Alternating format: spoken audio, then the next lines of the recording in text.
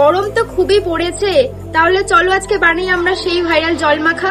তবে কিন্তু সাধারণ জল নয়, এতে থাকবে লেবু, রসনা আর চটপটে জলজিরার টুইস্ট।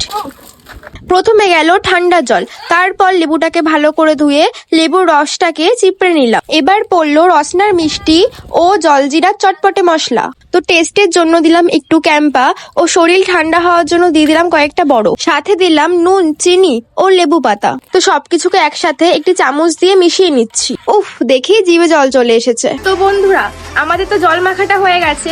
তো এই জল মাখার মধ্যে একটা ছোট্ট টুইস্ট হলো যে আমাকে এই জল মাখাটা এক ঢোকে শেষ করতে হবে।